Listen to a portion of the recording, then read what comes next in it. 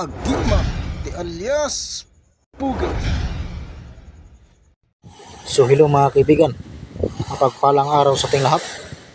Nagbabalik naman po inyong agimat ni alias Pugi. So ngayon mga kaibigan, mayroon na po akong ibabagi sa inyo at ipapakita sa inyo. Ngunit bago yan, pagmasdan nyo po muna na mabuti bago ko ipaliwanag sa inyo ng lubos. Dahil ating alamin ngayon ang agimat na mula sa kidlat na kulay puti. So yan pong ating alamin ngayon kung gaano po yan katotoo, kung ano ang bisa o virtud. Ngunit bago yan,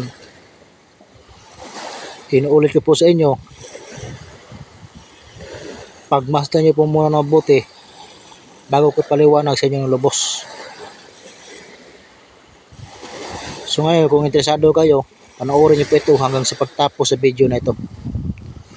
So now, what are you waiting for?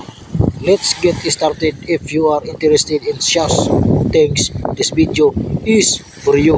And don't forget to like and subscribe my YouTube channel.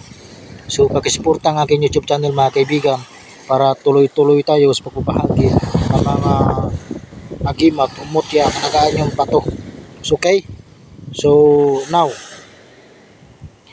let's begin. Huwag na po natin pabayang video ito. So ito na po yung mga kaibigan. Ayan. Ayan. Pagmasdan nyo po muna na mabuti bago ko ipaliwanag sa inyo ng lubos. Alam niyo ba kung anong tawag dito sa nakikita nyo ngayon? Ang tawag dito sa nakikita nyo ngayon, ito yung tinatawag na agimat.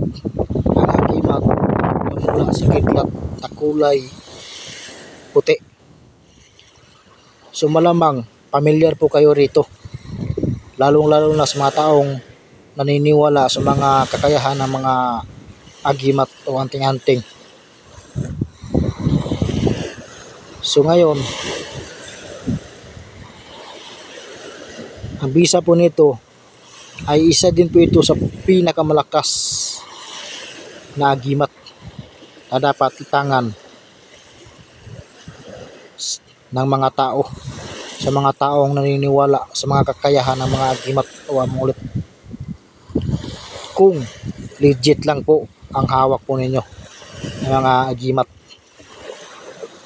Dahil ang bisa po nito mga kaibigan, inuulit ko po sa inyo, isa po ito sa pinakamalakas na agimat na dapat itangan. Ang bisa po nito ay magkakaroon ka ng pambihirang lakas at bilis at liksi ng pangangatawan at hindi puputukan ng baril. May taglay din po itong kabal at kunat ng katawan at pangontra sa mga klase-klaseng mga usog, barang o klase-klaseng mga kulam o mga palipad hangin. So pag meron po kayong ganito ay hindi po kayo maaring tablan na kahit anong uri ng mga barang dyan o kulam o mga palipad hangin. Dahil ito po ang nagsisilbi sa inyo ng proteksyon. At may init din po ito kung sakaling mayroong panganib na darating sa paligid. Kaya ang ginagawa ko ito mga kaibigan ay ginagawa ko po itong kwintas. Ayan, pansin nyo, ayan o, ginagawa kong pendant. Ayan, ayan o. So ayan, napansin nyo, maganda to mga kaibigan kasi maliit lang eh. Ayan o, ayan o. Ayan. Ayan. Yan po ang nakaano sa kanya, ay yan po ay epoxy. So walang butas eh. Maganda sana may butas.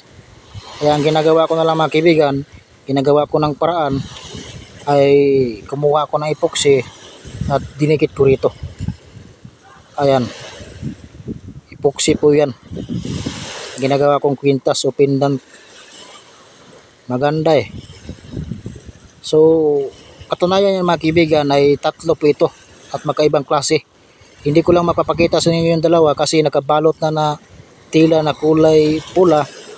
So, ito po yung mga kaibigan, papakita po ko sa inyo. Ayan o. Ayan. Ayan. Yung dalawa nito, yung nakikita nyo ngayon, ay nandito po. Ayan. So, binabalot ko na. So, pag meron po kayong mga legit na mga amulet mga kaibigan, ay ibalot nyo po iyan sa tila na kulay pula para yung bisa mas lalo lalakas at manatili. So, tulad dito ngayon sa nakikita nyo. So, tatlong klase po yun mga kaibigan eh. Ito po ay inuulit ko po sa inyo, ito po ay bangkilang kidlat. At yung isa naman po ay ngipin ng kidlat. So, ibig sabihin ng ngipin o bangkil mga kaibigan ay magkaiba po yung dalawa na yan. Magkaiba pong dalawa na yan. Hindi ko lang mapapakita kasi sa inyo kasi naibalot ko na tila na kulay pula eh. Kaya hindi ko mapapakita sa inyo. So, magkaibang klase po yan. Yung isa, ginagawa kong kwintas. Ito po ang mga personal kong gamit na lagi kong dala-dala sa aking katawan. Ginagawa kong kwintas. Ayan. So, bago ko tapusin video ito, sa lahat ng nanonood dyan, sa lahat ng mga solidong subscriber ko, shout out sa inyong lahat. Lahat na po, shout out na. So hanggang dito na lang po ang video ito. Magkita-kita tayo sa susunod kong video. Thank you for watching. Take care to all in God bless sa ating lahat and thank you very much. Ako ang inyong kaagimat, agimat ni alias Pugi.